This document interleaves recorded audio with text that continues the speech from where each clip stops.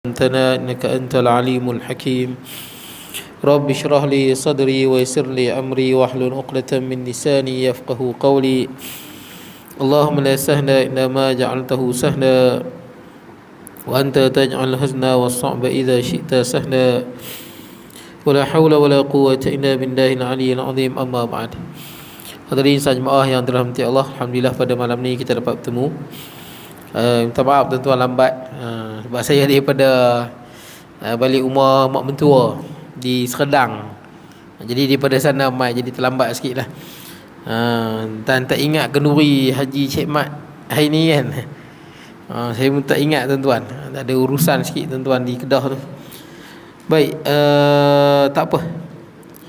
Jadi yang saya tanda ni di muka surat 44. Apabila ada seorang wati isterinya. Itu yang saya tanda 44 dah, betul lah. Baik. Baris bawah tu 1, 2, 3, 4, 5. Daripada bawah baris yang kelima. 45.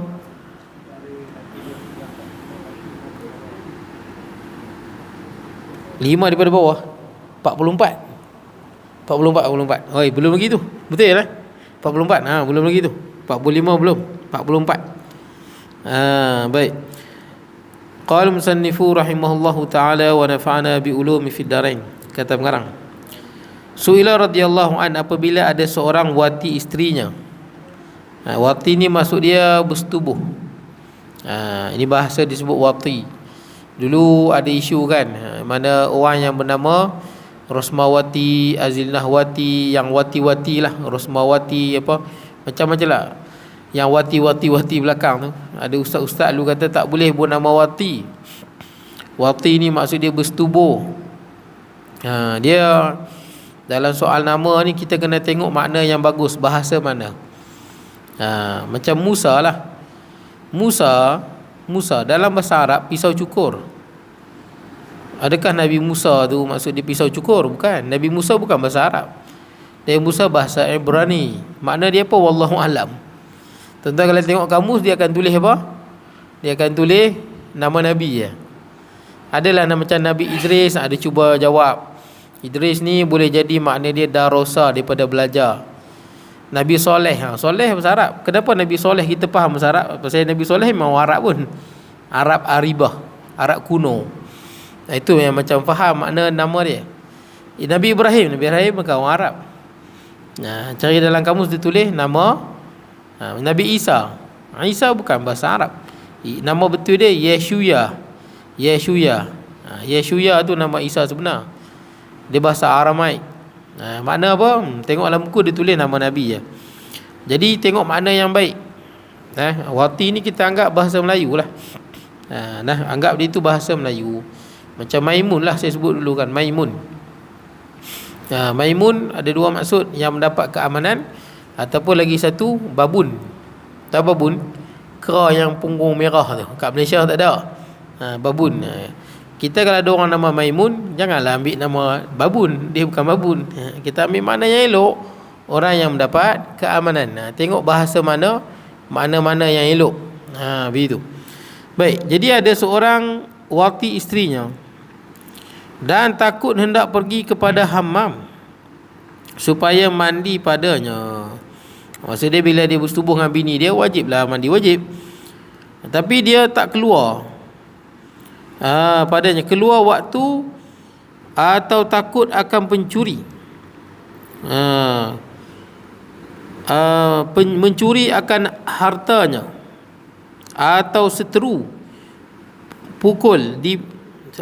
dipukul akan dia, atau takut disambarkan serbannya, hartanya lah. Adakah ia tayamum dan disembahyangkan pada rumahnya kerana takut luput waktu dan tiada ulang lagi atasnya. Dia nak pergi tapi dia takut, dia risau. Dia takut ada orang curi harta dia ke, takut apa, orang nak pukul dia ke, jumpa musuh dia ke, semata-mata takut saja. Maka dijawabnya dengan bahawasanya tiada harus ia tayamum dan semayang, bahkan jika diketahui dengan ada manik yang hissi tiada hilang dahulu daripada waktu, hendaklah ia tayamum dan semayang dan tiada diulangi lagi sembayangnya. Makna dia dalam kitab huraian daripada Ustaz Hasan Din disebut, makna dia kalau semata-mata kita fikir benda itu tak pasti, kita fikir sahaja. Kalau memang pasti ada binatang buas itu boleh tayamum dah. Memang ada orang nak bunuh, benda itu pasti, bukan semata-mata fikiran kita. Takut ni main fikiran kita tak pasti pun, tapi semata-mata takut je, kita tak pasti pun. Itu tak boleh tayamum. Yang boleh ni kalau betul magnet yang hissi, yang betul-betul ada.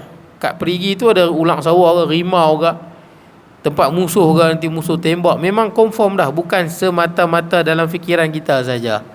Tak boleh, kena pastikan dulu betul ke jangan takut tu. Semata-mata takut je tak boleh. Melainkan takut tu berdasarkan hissi, nampak sungguh.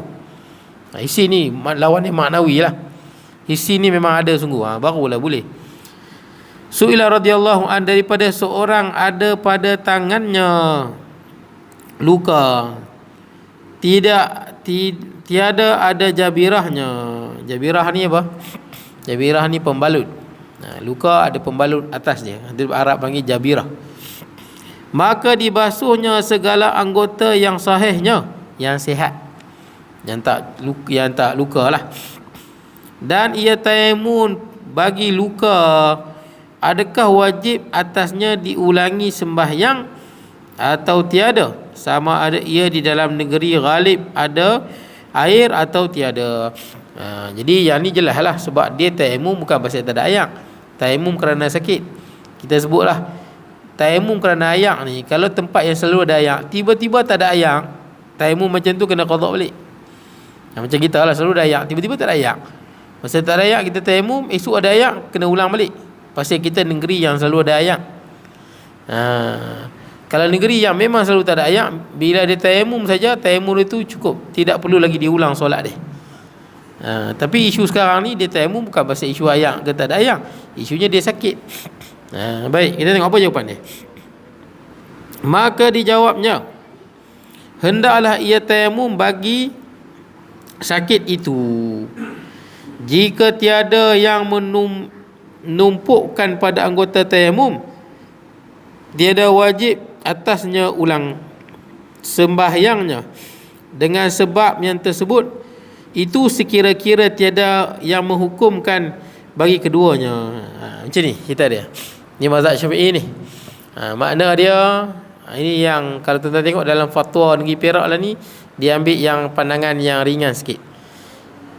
Dalam mazhab Syafi'i, yang qaul muktamad dia, kalau luka itu di kaki kita luka, patah kaki ke, balut ke, luka, jadi kita ambil air semayang mula-mula, kita sapu saja atas dia, ataupun kita tak basuh kat luka tu. Kalau tak punya apa, kalau tidak ada pembalut, kita sapu keliling dia. Yang luka tu kita tak beri kena air lah, risau lagi teruk. Lepas tu kita tayamum, okey, sah. Tayamum itu menggantikan luka yang kita tak basuh tu, tak perlu lagi ulang semayang. Tapi sekiranya tempat luka itu berada di mana? Di tangan. Kalau macam kes ni, tempat luka yang berada di tangan itu tidak ditutup, dia tak tutup. Kan dia sebut tadi tak ada jabirahnya, tiada jabirahnya, tiada penutup. Kenapa dia sebut lagu tu? Nak cerita kalau ada penutup, cerita lain pula. Dia tak ada penutup, jadi bila dia ambil air semayang, dia basuh semua kecuali tempat luka tu dia tak basuh. Ialah kena air bahaya. Di keliling tu je dia basuh. Tempat luka tu tak kena air, dia lap sikit lah. Jadi lepas habis ambil air semayang, kemudian dia tayamum untuk luka tu, maka sah semayang dia, tak payah ulang. Sah semayang dia tak perlu ulang. Pasal apa? Tayamum dia mencakupi untuk luka dia tu. Tapi kalau dia balut, tu cerita lain. Dia balut. Bila dia balut, air pun tak kena, tayamum pun tak kena. Betul tak? Air pun tak kena, tayamum pun tak kena. Kalau macam tu, maksud dia dua-dua sekali tidak sah. Wuduk pun tidak sah, tak sempurna, sebab tak boleh basuh tangan dia. Dan apa? Tayamum juga tidak sempurna. Pasal apa? Sakit tu di tangan. Maka kaul yang muktamadnya, dia wajib juga semayang. Tapi semayang dia dalam sebulan dua tu, dia kena qada balik semua. Itu kaul yang muktamad. Tapi tuan-tuan boleh tengok, Jabatan Mufti kan, Jabatan Agama Islam kan dia keluar kan, yang kat Facebook tu yang gambar-gambar tu. Kalau tengok dalam gambar-gambar tu dia sebut tak perlu lagi diulang, dia ambil pandangan kaul mungkin yang apa sahih tapi bukan yang muktamad, boleh jadilah. Jadi saya baca tengok, oh dia ambil sebab ada orang tanya soalan, dia kata boleh ambil semayang kemudian apa tayamum walaupun ada jabirah atas tangan dia, kemudian dia tak perlu lagi ulang solat. Itu fatwa daripada Jabatan Mufti ataupun Jabatan Agama Islam lah. Baik. Sebab isunya kalau patah tangan tuan-tuan, patah tangan kan lama, sebulan wajib semayang. Wajib apa? Ambil air semayang dan wajib tayamum. Lepas tu semayang tu pula kena ulang. Jadi seolah-olah macam yang sakit ni lagi teruk daripada yang sihat. Itu yang Majlis Agama Islam fatwa negeri Perak dia ambil pandangan yang tidak muktamad tapi yang diamalkan juga. Macam ada orang sebut kan, semayang mayat kalau tak ada air semayang boleh semayang. Sebenarnya kau tu dhaif. Ramai je orang sebut. Sebenarnya pandangan tu tak boleh pegang pun. Sebenarnya tak boleh. Alasannya semayang jenazah tak ada sujud. Saya tahu je. Tapi ustaz yang sebut lagu tu kena amanah. Pandangan ni kalau betul-betul kita tak ada pilihan. Kita sampai-sampai sebab semayang jenazah ni cepat. Betul tak? Dia cepat. Dan memang sunat cepat pun. Kita sampai-sampai daripada takbir dah ambil semayang ni memang habis. Tak apa, kita masuk je lah. Itu kalau kes-kes tertentu sahaja yang terdesak sungguh kalau nak pegang. Itu pun kalau ikut kaul yang sahih tak boleh. Sebab semayang itu doa, bukan kira sujud, kira dia semayang. Betul tak? Tuan-tuan boleh tengok dalam buku-buku dia akan sebut apa syarat sah semayang jenazah. Syarat sah semayang jenazah sama dengan syarat sah solat. Sama. Kena ada wudu, kena bersih badan. Haji Cik Mat tu, tak maaf tak sampai ke Nuri dia, saya daripada Kedah, saya pun lambat tadi. Minta maaf banyak-banyak. Tak sempat nak pergi. Baik, ada urusan sikit dengan mak mentua. Tak apalah tuan-tuan. Baik. Jadi kaul tu tuan-tuan, saya nasihat kat tuan-tuan lah. Sebab saya pernah masjid, depa kata apa? Boleh tak boleh? Semayang jenazah tak payah wudu. Tak boleh sebut lagu tu. Tak boleh. Memang tak boleh sebut. Itu kaul yang dhaif. Dan kaul yang dhaif ni diamalkan secara individu sahaja. Kalau ustaz sampaikan tu sekadar pengetahuan. Dalam mazhab Syafi'i memang ada kaul sahih, ada kaul dhaif, banyak kaul dalam mazhab Syafi'i ni. Banyak tuan-tuan baca dalam kitab-kitab besar, banyak kaul. Macam kaul ada. Tapi lah sekali dia akan ada yang dimuktamadkan. Dan muktamad ni khilaf. Kadang-kadang dimuktamadkan oleh Ibn Hajar Al-Haythami macam ni.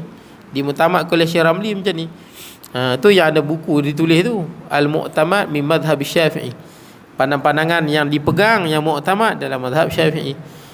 Boleh lah. Tapi saya nak sebut pesan kat tuan-tuan, lepas ni kalau nak pergi sembahyang jenazah ambil wudu awal-awal. Jangan dengan confidentnya tak perlu ambil sembahyang. Tak padan lah kita menghadap Allah kan. Menghadap Allah sembahyang. Sebab dia puncanya sebab ada pandangan ulama yang mengatakan kalau sujud saja wajib wudu. Jadi kalau tak sujud tak wajib wudu. Ada pandangan tu yang sujud tilawah wajib wudu tu. Tapi kalau kita tengok pandangan yang kuat, yang sahih, pandangan tu tak kuat sangat. Ni cerita mazhab Syafi'i tuan-tuan. Sebab tak semua benda yang sujud tak perlu wudu. Contoh dia apa? Pegang Al-Quran. Betul tak? Tak sujud pun, tapi wajib ada wudu tak? Wajib. Padahal pedang Quran dengan sembahyang jenazah. Sembahyang jenazah lagi berat. Lagi kita hampir diri pada Allah. Ada lagi tak tuan-tuan? Tawaf. Betul tak? Tawaf kena ada sembahyang. Lagi apa tuan-tuan? Ada lagi? Ada khutbah. Kena ada sembahyang. Tak semestinya semata-mata sujud. Ada benda yang lain wajib kita ada air sembahyang. Jadi saya pesan kat tuan-tuan, jangan meremehkanlah bab sembahyang ni. Untuk sembahyang jenazah tu. Kecuali kita terdesak yang amat-amat lah kot. Kalau nak pegang pandangan dhaif tu. Kalau terdesak sangat-sangat. Kalau boleh dah tahu nak sembahyang pukul 11, dah tahu sembahyang jenazah awal 10 minit. Sebab sembahyang jenazah ni biasanya dia tak tunggu pun. Betul tak? Dia tengok 10.55, kita sembahyang pukul 11, 10.05 tengok tak ada dah. Ada lagi tak? Ada lagi tak? Tak ada. Sembahyang. Kita yang main pukul 11 habis lah. Saya banyak kali dah kena. Sembahyang jenazah pastikan main 10 minit awal. Ambil sembahyang. Semayang apa tu masjid dulu ke. Baik, kemudian mana ni? Su'ila radhiyallahu an, daripada orang musafir mengambil bekalan air kerana takut dahaga binatang yang muhtaram. Muhtaram ni apa? Yang dihormatilah. Contohnya kambing, lembu yang kita bela, yang kita boleh makan, kita ambil manfaat pada dia. Bukan anjing dan babi dan sebagainya. Baik, yang muhtaram lah, atau binatang yang berbisa. Baik, kemudian anjing pun ada yang muhtaram juga. Anjing yang penunjuk jalan muhtaram juga. Muhtaram kan, anjing berburu muhtaram juga. Yang bukan muhtaram contoh ular sawah kita pergi bawa sekali, buat apa? Binatang berbisa, itu bukan dia. Ini muhtaram yang kita ambil manfaat daripada dia dan dia dihormati. Kita kena jaga kebajikan dia, terutama yang kita bela lah, binatang yang kita bela. Kemudian pada lagi akan datang dan kemudian daripada sampai kepada tempat didapat air lebih daripada minum yang tersebut itu. Atau masa dengan tayammum, masa dengan pada air yang lebih daripada mana ni? Dan maka nyatalah salah sangka akan kadarnya. Maka adakah lazim ia qada, ia semayang dengan tayammum atau masa dengan kadar air yang lebih daripada kifayah. Kifayah itu perlu yakni pada kadar air jua sehari ia kadarnya. Cerita dia macam ni. Contohnya lah, seorang musafir dia berjalan dengan unta dia. Dia ada bekalan air sikit, cerita padang pasir. Jadi dia tak tahu bila nak sampai di tempat yang ada air. Dia tak tahu. Dan air ni cukup untuk dia dengan unta dia. Cukup untuk dia dengan unta dia. Dia tak pasti. Ni kalau tak sampai di tempat yang dituju tu, dia tak ada air, matilah dia. Binatang tu pun tak ada air, matilah. Jadi macam mana cara dia, disebabkan dia takut sangat ni, air tu dia tak guna. Dia tayammum. Dia tayammum. Rupanya dia apa? Dia sampai di tempat tu masih lagi ada baki air. Maksud dia salah sangka dia. Dia ingatkan air tu tak cukup, ataupun cukup saja sampai di tempat yang ada air. Rupanya bila sampai di tempat yang ada air, banyak lagi air dia. Boleh saja dia semayang guna air tu, tapi dia tayammum. Faham tak tuan-tuan?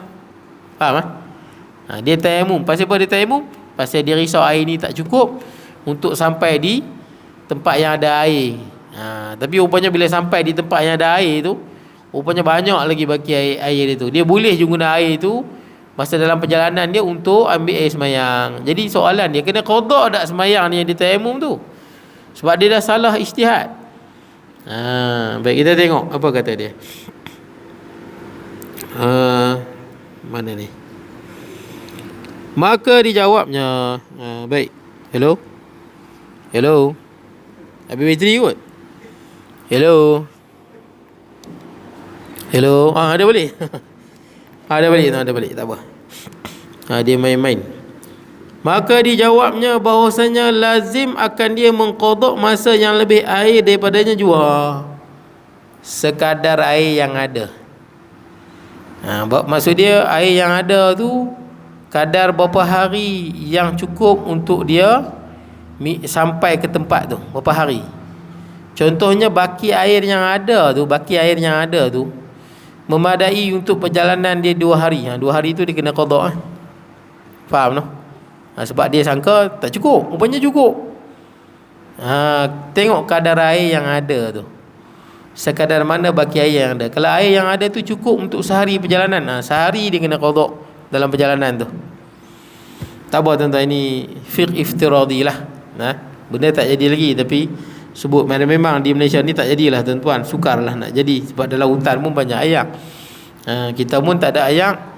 Kita ada daun-daun, betul tak? Kita ada macam-macam lah tuan-tuan. Air, mata airnya, boleh gali ayak, ada parit dan sebagainya.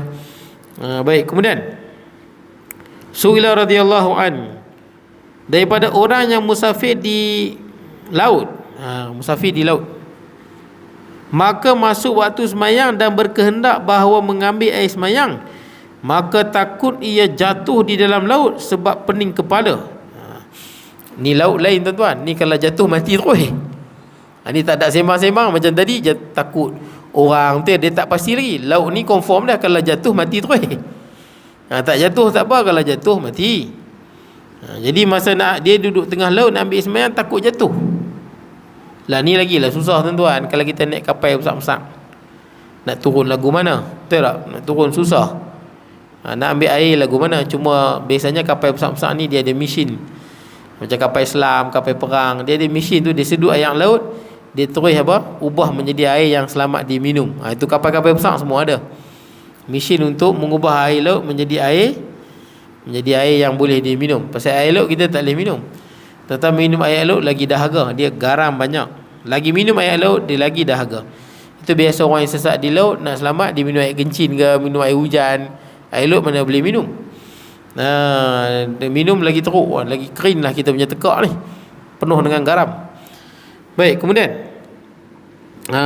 baik, maka tayamum ia dan sembahyang adakah lazim ia qada apabila naik ke darat barang yang ia sembahyang itu kerana uzur itu nadir ni jarang-jarang lah pergi ke laut ni, bukan selalu, betul tak? Jarang-jarang, kecuali orang yang memang selalu di laut, itu dia bukan nadir dah.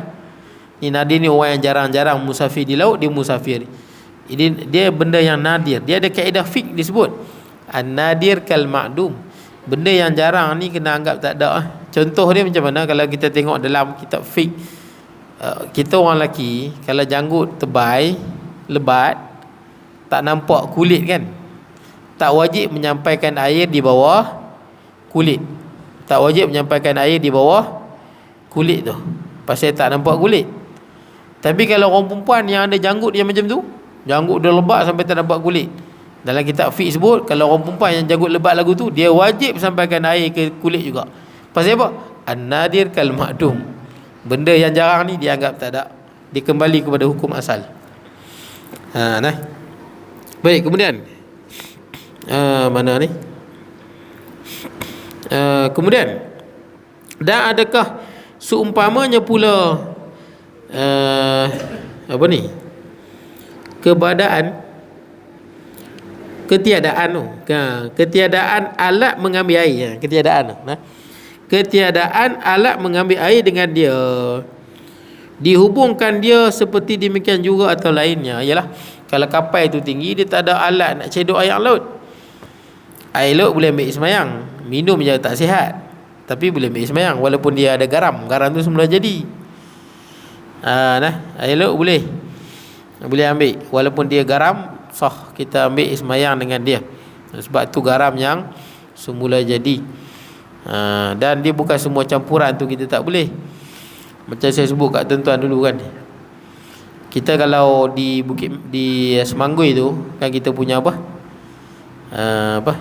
loji air kan, Semanggui tu kan ada loji air tu kan, ada masa depa cuci tangki. Bila dia cuci tangki, air dia jadi macam mana kat rumah kita? Jadi macam teh tu, betul tak? Macam teh, pekat tu, karat lah, macam karat lah. Boleh ambil sembahyang ke tak boleh kan? Pernah kan dulu jadi kan, kita nak tunggu, semua pakat tunggu, siapa buka dia kena, betul tak? Macam tu kita duk pakat tunggu, jangan buka lagi, biar orang lain buka dulu. Orang lain duk buka air tu, orang lain dah keluar lah keladak-keladak tu kat dia, nanti kita buka bersih lah. Tuan-tuan faham tak tu? Dia siapa yang buka pilih tu, siapa yang buka pilih, keladak tu pergi kat dia. Bila semua pakat dah buka, barulah habis keladak tu. Isunya keladak tu kadang-kadang lama, kadang sejam 2 jam kita buka, duk berkeladak lagi. Takkan kita nak buka tu biar nanti bil kita pula mahal. Jadi boleh kan ambil sembahyang dengan yang warna teh lagu tu, teh pekat kan, benar kan, jadi kan. Ataupun masa ayak tak ada kan, ayak stop. Bila ada ayak, sebenarnya kalau saya kecil-kecil dulu lah kat sini duk Krian ni, ayak tak ada berapa jam, bila sekali ada, dia punya warna keladak sungguh, pekat tu, pekat daripada TO lagi. Boleh ambil sembahyang ke tak boleh? Jawapan dia boleh. Sebab apa? Sebab keladak tu sebenarnya dia bukan bersatu pun dengan air. Kalau kita ambil air keladak tu, kita letak di dalam baldi, biar 2-3 jam, keladak tu turun ke bawah, betul tak? Itu menunjukkan keladak tu dia tak bersatu dengan air pun. Yang tak boleh ni kalau gula kita kacau. Gula tak boleh. Tuan-tuan tunggu 3-4 jam. Ada gula tu turun ke bawah? Tak. Dia dah bersatu dengan air. Itu tak boleh dah. Sama dengan teh. Kita bancuh teh ke, kopi ke, tunggu 5-6 jam. Boleh jadi cerah balik ke yang tu? Tak. Dia dah sebati dah. Yang tu memang tak boleh. Jadi ayak keladak-keladak ataupun tuan-tuan pergi kan, ada setengah-setengah negeri yang mana ayak dia tu berkeladak. Pekat berkeladak dia. Boleh ambil semayang, boleh mandi wajib, boleh. Pasal keladak tu kalau kita tapih dia bersih. Masuk kowe kan, masuk kowe, keluar bersih. Cuba tapih ayak kopi ke ayak gula kat kowe, keluar manis ke? Dia dah sebati. Itu tak boleh lah. Kemudian maka dia jawabnya, dengan bahawasanya tiada lazim diulangkan semayang serta takut daripada gugurnya di dalam laut dan tenggelam ia padanya. Ini tak wajib. Tak wajib. Walaupun dia sekali-sekala saja pergi laut. Pasal apa ni? Pasal kes ni melibatkan nyawa. Ni memang boleh mati sungguh. Dia tak boleh cuba-cuba. Macam tadi, dia takut ada musuh nak bunuh ni. Dia kena pastikan dulu. Dia bukan nampak. Tapi bak laut ni depan mata. Kalau dia tak boleh pastikan dulu, betul ke jatuh ke tak jatuh. Sehari jatuh mati terus. Memang depan mata lah. Jadi benda-benda macam kita lah. Kalau semayang, haram hukum kita memberhentikan semayang tu. Kita semayang zuhur, kita potong semayang tu, rehat saat tak larat, haram hukum dia berdosa. Tapi kalau kita tengah semayang zuhur, kita tengok ada anak kita nak jatuh parit, wajib kita berhentikan semayang tu. Pasal selamatkan nyawa. Nyawa mesti diselamatkan. Macam tu. Jadi dalam ni melibatkan nyawa, tak apa. Kalau dia takut dia jatuh dalam laut sebab pening, dia ambil semayang, dia tayamum saja atas kapal tu, tak perlu lagi ulang. Sebab ini cerita melibatkan nyawa, dan benda tu memang ada depan mata pun, laut. Kemudian dan dihubungkan dengannya jikalau ketiadaan pegawai. Pegawai ni apa? Cedok. Kita banyak gewang apa? Timba lah kan, nak ambil ayam tu. Sama hukum dia. Dia tak ada air tu nak turun baldi ambil ayam laut, dia tak ada.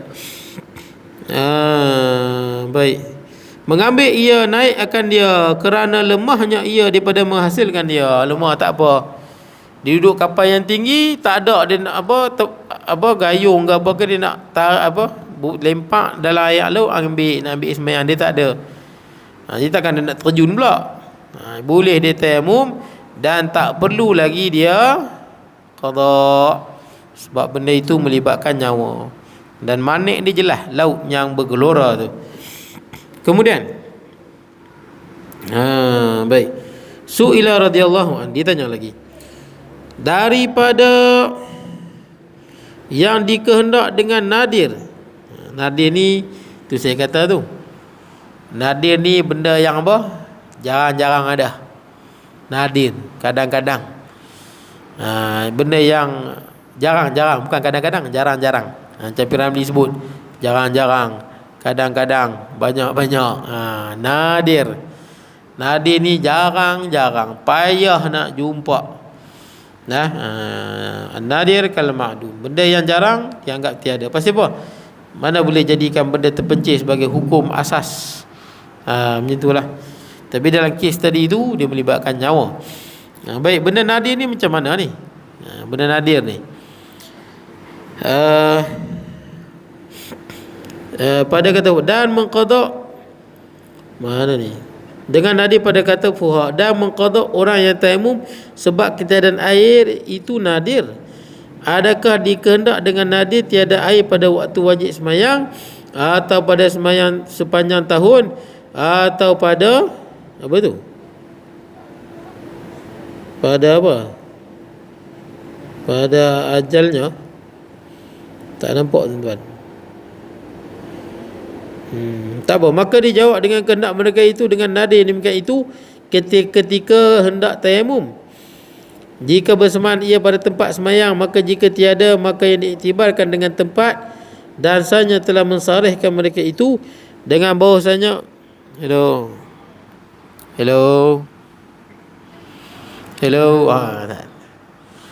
Ada balik, tak apa. Maka dijawabnya dengan dikehendak mereka itu. Hello. Dah balik. Baik, kemudian maka dikehendak mereka itu dengan nada yang demikian itu ketiadaan hendak tayamum jika bersamaan ia pada tempat sembahyang. Maka jika tiada maka diiktibarkan dengan tempatnya dan sahnya telah mensarihkan mereka itu.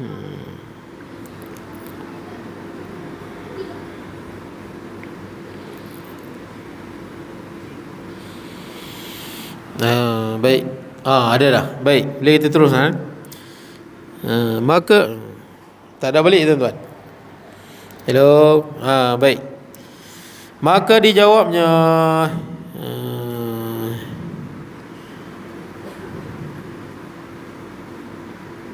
baik, maka dijawab dengan kehendak mereka itu. Kehendak siapa mereka itu? Fuqaha. Sebut nadir tu, apa makna nadir? Maksudnya air tu jarang-jarang ada ataupun selalu ada tu. Nadir tu merujukkan pada waktu bila. Sebab kalau nadir, semayang mesti diqadakkan semula. Sebab tempat itu jarang-jarang ada air. Jarang-jarang. Bila-bila jarang-jarang tak ada air. Bila jarang-jarang tak ada air, bila tak ada air, semayang kena qadak. Isunya, macam mana kita nak tahu tahap jarang tu? Tahap jarang tu, yang mana kalau tak ada air kita tayamum, kena qadak semayang. Tempat yang tak jarang, selalu tak ada air, tempat tu kalau tak ada air, tayamum tak perlu lagi qadak semayangnya. Soalan dia tanya, macam mana kita nak mi'yar dia punya neraca dia, untuk kita menentukan tempat ni nadir ke tak nadir tiada air tu. Selalu sangat ke tak ada air, ataupun kadang-kadang saja tak ada air. Sehingga akan apa, kalau selalu tak ada air, dia ambil, dia tayamum, tak perlu, dia semayang, tak perlu lagi qadak semayang dia. Baik, jadi itu jawapannya. Dengan kehendak mereka itu, kini fuqaha, dengan nada yang demikian itu ketika hendak tayamum, waktu nak semayang, jika bersamaan ia pada tempat semayang, maka jika tidak, maka diiktibarkan dengan tempatnya pada waktu semayang lah. Di tempat dia nak semayang, pada waktu semayang, di situ selalu ada ayak ke? Sebab boleh jadi dia musafir dia musafir. Kita duduk Malaysia, naik kapal terbang, pergi duduk di negara mana tak ada ayak, saya tak tahu, Sudan kot tu, yang padang pasir lah. Kita duduk Malaysia selalu ada ayak, naik kapal terbang pergi duduk negara padang pasir. Tempat yang kita duduk tu lagu mana? Tempat tu. Tu dia kata tempat kita nak semayang tu.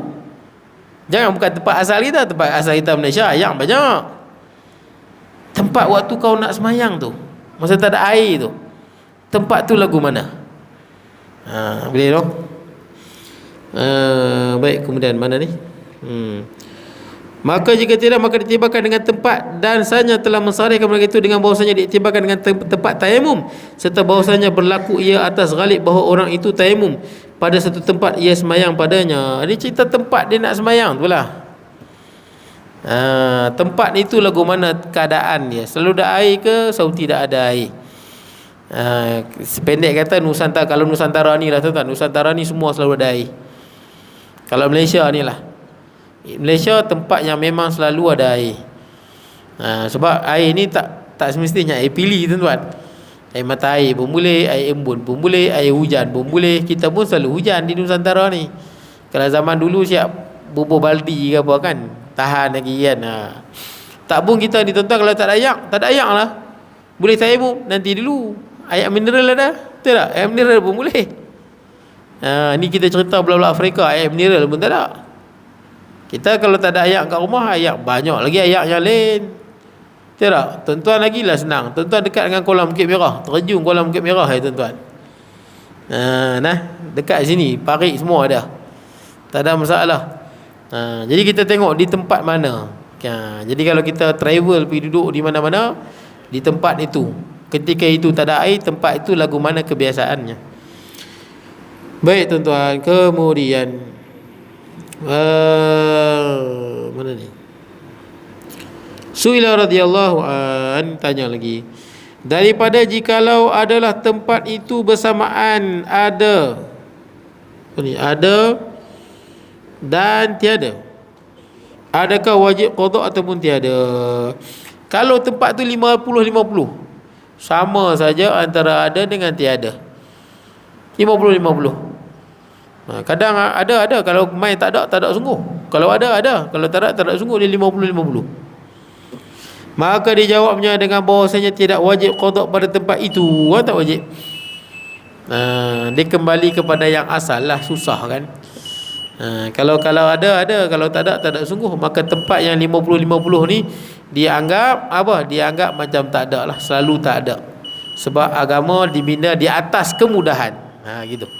Ad-dinu yusrun, agama itu mudah. Wala yushadad din illa ghalabah, tidak ada orang yang menyusah-nyusahkan agama kecuali dia takkan mampu buat. Dia menyusah-nyusahkan agama, dia takkan mampu buat.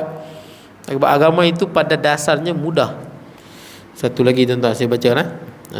Baik. Mana ni?